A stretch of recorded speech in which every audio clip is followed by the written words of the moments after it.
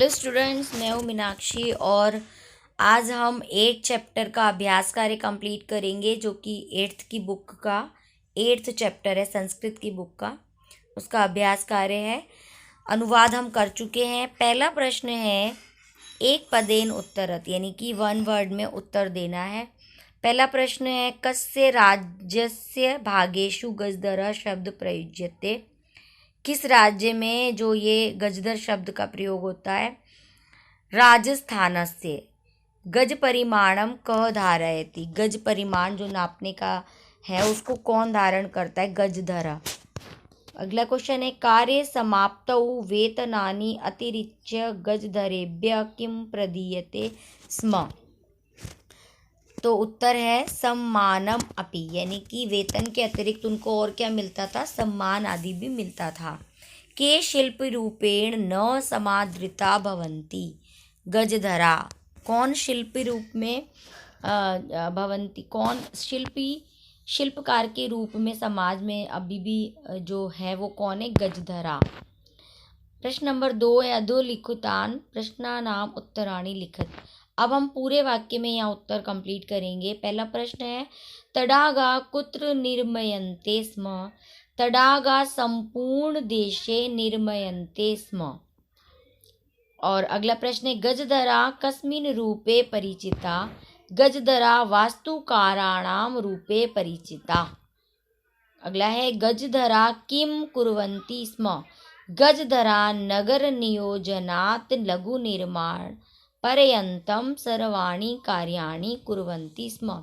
जो गजधर है वो नगर नियोजन से संबंधित लघु निर्माण आदि सभी प्रकार के कार्य करते थे। के सम्माननीया गजधर सम्माननीया। कौन सम्मान के योग्य है, गजधर सम्मान के योग्य है। प्रश्न नंबर 3 है रेखांकितानि पदानि आधृत्य प्रश्न निर्माणम कुरुत। जो रेखांकित पद है उनको बदलना है और उनके स्थान पर प्रश्नवाचक शब्द को जोड़कर प्रश्न निर्माण करना है। जैसे पहला है सुरक्षा प्रबंधनस्ते दायित्वम गजधरा निभालयन्ति स्म। सुरक्षा प्रबंध का जो दायित्व है वो गजधर निभाते थे।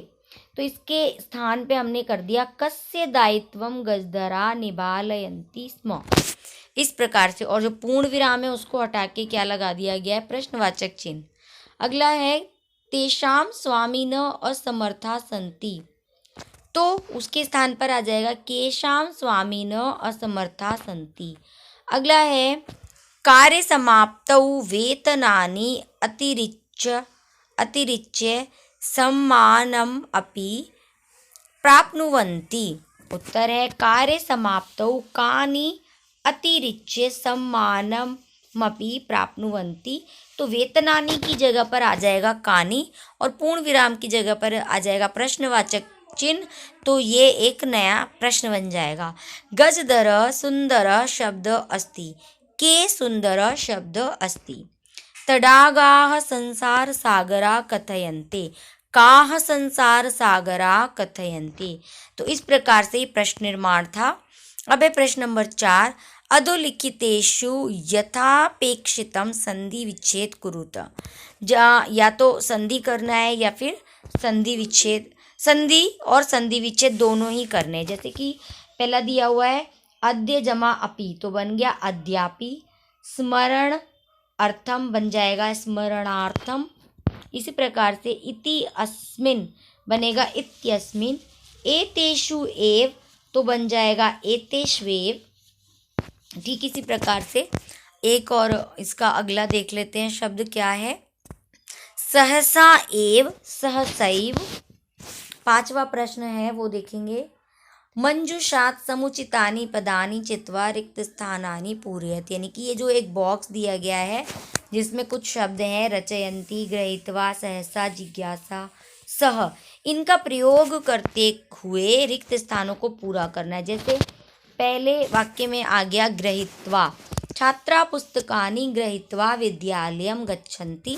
दूसरा है मालाकारा पुष्पै मालाः रचयन्ति। तीसरा है मम मनसि एका जिज्ञासा वर्तते। नेक्स्ट है रमेश मित्रैः सह विद्यालयं गच्छति। अगला है सहसा बालिका तत्र अहसत। अगला प्रश्न है 6 पद निर्माणम कुरुत। यहाँ पे धातु, प्रत्यय और पद, एक धातु दी गई है और उसके साथ एक प्रत्यय जोड़ा है और इनको मिलाकर एक नया शब्द बनेगा। जैसे क्री धातु और तुमुन प्रत्यय से बना करतुम, ह्री धातु और तुमुन प्रत्यय से बनेगा हरतुम। ठीक इसी प्रकार से त्रि धातु और तुमुन से बनेगा तरतुम। और यथा, यथा का मतलब है जैसे। अब तुमुन का एग्जाम्पल था ऊपर, अब यहाँ पर कत्वा प्रत्यय का एग्जाम्पल है। तुमुन का अर्थ होता है के लिए, जैसे तरतुम से बनेगा तैरने के लिए। अगला है नम जमा कत्वा। नम का मतलब है नमस्कार करना और कत्वा का मतलब होता है करके, तो शब्द बनेगा नत्वा, नमस्कार करके। अगला है गम जमा कत्वा गत्वा, यज जमा कत्वा त्यक्तवा, भुज जमा कत्वा भुक्तवा। अब है उपसर्ग, धातु, प्रत्यय और पद। पहले क्या था, धातु और प्रत्यय जोड़ा था, अब इसके साथ हम एक उपसर्ग भी जोड़ देंगे। तो उपसर्ग के साथ क्या बनेगा, जैसे उपसर्ग, गम धातु ल्यप प्रत्यय, तो शब्द बना उपगम्य। सम पूज ल्यप, तो बनेगा समपूज्य। आ नी ल्यप, आनीय। ठीक इसी प्रकार से लास्ट का देख लेते हैं एक और शब्द, प्रदाल्यप, तो बनेगा प्रदाय। इसी प्रकार से 7वां प्रश्न है लास्ट, कोष्ठकेषु दत्तेषु शब्देषु समुचितान नाम विभक्तिं प्रयोजयित्वा रिक्तस्थानानि पूरयत। तो क्या करना है, यहाँ पर यथा का मतलब है जैसे, एक उदाहरण दिया हुआ है विद्यालयम परितः वृक्षा संति। अब विद्यालय शब्द ब्रैकेट में दिया गया था, तो उसका रिक्त स्थान में जब हमने प्रयोग किया तो विभक्ति लगा के बन गया विद्यालयम।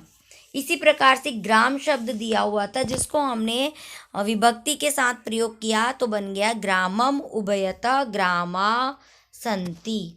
इसी प्रकार से नगर शब्द दिया तो बना नगरम सर्वतः अट्टालिका संति।